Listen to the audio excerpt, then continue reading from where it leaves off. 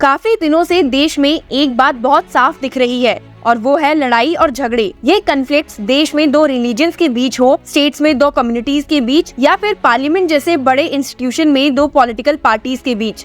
The story of them arguing and fighting is never ending.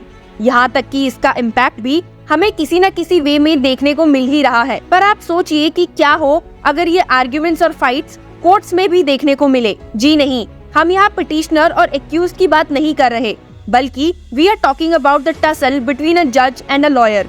जजेस और lawyers जो दोनों ही जुडिशरी की इम्पोर्टेंस को समझते हैं and AIIMS for the justice of the people, क्या हो अगर वो दोनों ही आपस में लड़ते हुए नजर आए? क्या एक कॉमन मैन को इंसाफ मिल पाएगा? क्या उनकी इस लड़ाई का असर केस और स्पीडी जस्टिस पर नहीं पड़ेगा? सवाल तो कई हैं, पर जवाब किसी के पास नहीं। तो इन सवालों का जवाब ढूंढने से पहले आइए एक नजर देते हैं कि आखिर ऐसा क्या हुआ कि एक कोर्ट में जजेस और सरकारी वकील को आपस में बहसते हुए देखा गया। रिसेंटली जहां पार्लियामेंट में मोदी गवर्नमेंट के एक्शंस और न्यू बिल्स पर ऑपोजिशन काफी भड़की हुई है, वहीं केरला हाई कोर्ट में भी एक ऐसा इंसिडेंट देखने को मिला जिसने वहां मौजूद कई लोगों को हैरान कर दिया। 70-year-old विडो वुमन नेम्ड मरिया कुटी के ड्यू पेंशन पेमेंट के केस की सुनवाई करते हुए जस्टिस देवन रामाचंद्रन और गवर्नमेंट प्लीडर के बीच एक बहुत ही बड़ा हीटेड एक्सचेंज देखने को मिला है। ये एक्सचेंज तब शुरू हुआ जब जज ने गवर्नमेंट प्लीडर के स्टेटमेंट पर स्ट्रॉन्ग ऑब्जेक्शन लेते हुए उन्हें पॉइंट आउट किया,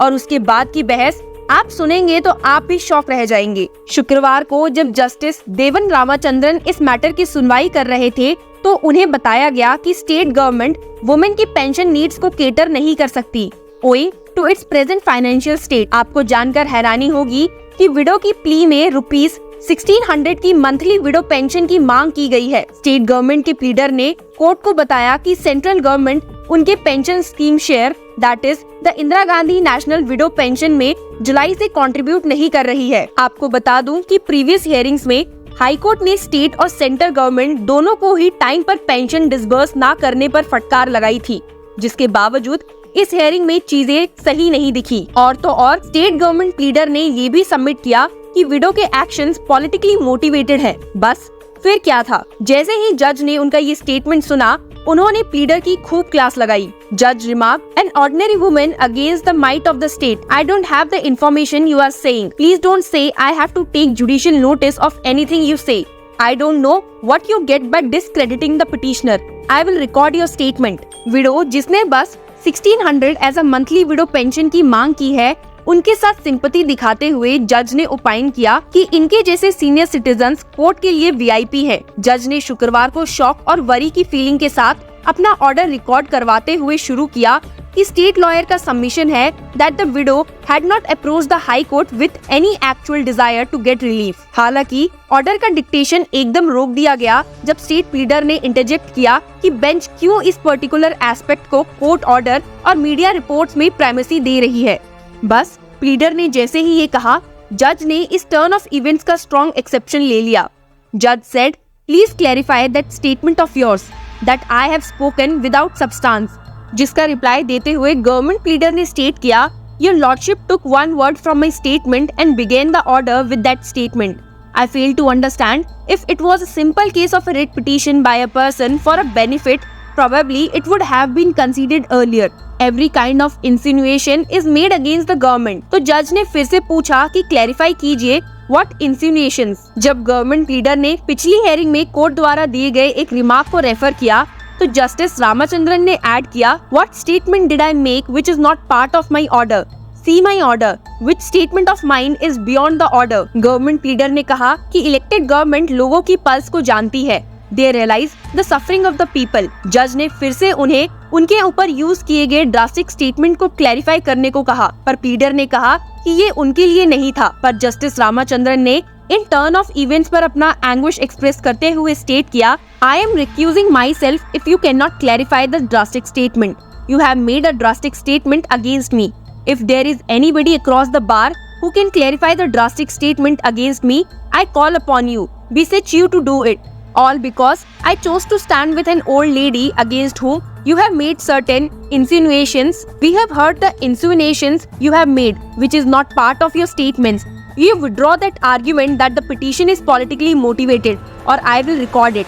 I cannot let the petitioner be humiliated. Please withdraw it if you are a responsible officer. Pleader ने उन्हें clarify किया that if at all he has made a statement to insinuate that the widow has taken any money from another, that statement is withdrawn.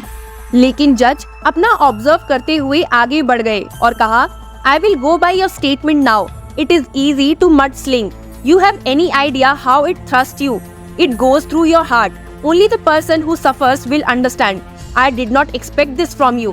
The whole bar heard you and unfortunately it is an open forum. Court ने अपना एक revised order pass किया जिसमें ये note किया गया कि वो केरला गवर्नमेंट की फाइनेंशियल पोजीशन को ध्यान में रखते हुए विडो को पे करने के लिए इंटरिम ऑर्डर पास नहीं कर सकते। कोर्ट ने नोट किया कि वो खुद से एक ऑल्टरनेटिव वे अरेंज कर सकते हैं to pay up the dues that the widow was entitled to, which amounted to about ₹5,000 by a conservative estimate. हालांकि ये other similar claimants के लिए unfair होगा who cannot afford to come to the court. Court ने window के council से पूछा कि क्या विडो किसी और सोर्स से फाइनेंशियल असिस्टेंट ले सकती है जैसे कि डिस्ट्रिक्ट लीगल सर्विस अथॉरिटी। जज said, I will leave the petitioner for the destiny of this month. I will adjourn this. I will ask the DLSA to be involved. Central government जिनका अब तक इसमें इंस्ट्रक्शंस देना बाकी है कि क्या वो सच में पेंशन स्कीम में कंट्रीब्यूट करने से फेल हुई है, उन्हें भी विडो की मदद करने के लिए पूछा गया। ये तब हुआ जब सेंटर के काउंसिल ने कहा कि वो विडो को एड देंगे अगर पॉसिबल हुआ।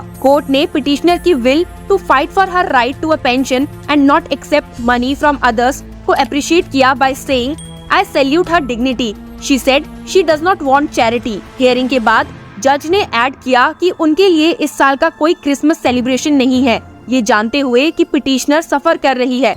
दूसरे केस पर मूव होने से पहले जज ने कहा, What did the media say I have said? I have no idea. I don't carry a phone. I am not a social media at all. That is the kind of detachment I am trying to make because I don't want to be governed by what others say.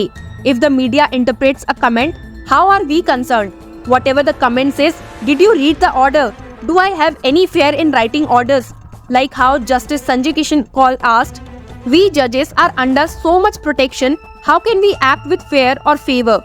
Justice Kaul was one of judge who actually acted without fear or favor. I am proud to call him my senior brother judge. With all the protection that we have, if we can't act without fear or favor, then where are we going? ये matter अब next 4 जनवरी को सुना जाएगा।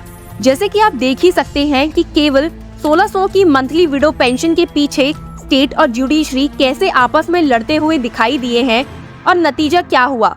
Window को अब भी उनके 5000 के ड्यूज और 1600 की मंथली पेंशन पर कोई रिलीफ नहीं मिल पाया। जहां देश में इतने लॉज बदल रहे हैं, बिल्स पास हो रहे हैं, वहां क्या अब सीनियर सिटीजन्स को अपने बेयर मिनिमम राइट्स के लिए भी ऐसे कोर्ट कचहरी के चक्कर काटते हुए देखा जाएगा? आपका इस बारे में क्या विचार है? Comment to us and keep following Law chakra.